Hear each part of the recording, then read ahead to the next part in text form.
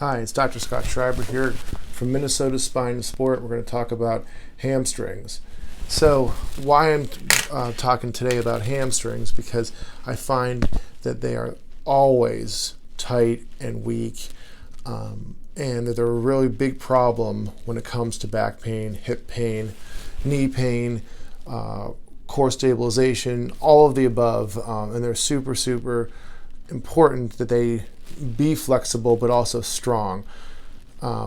Many people, when they think of flexibility, they say, "Oh, I got to stretch my hamstrings out," do those gym class tests that we used to do, the sit and reach. Well, there's some,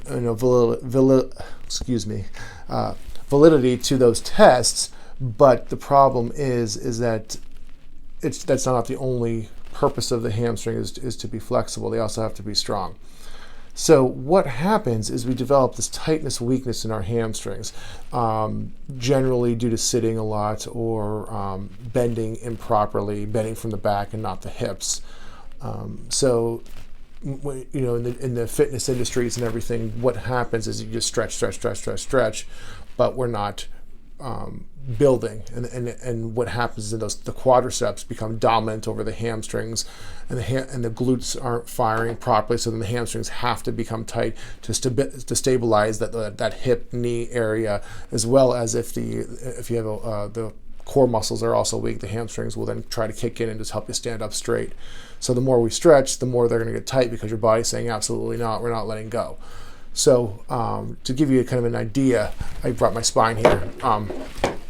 Okay, so the hamstrings, this is the back. The hamstrings attach right on these nubs right here.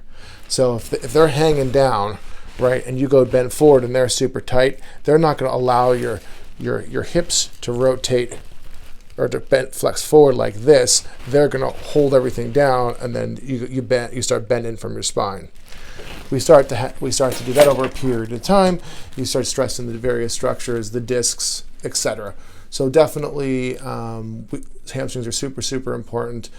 There's different ways. I've done videos on how to strengthen them, how to stretch them properly.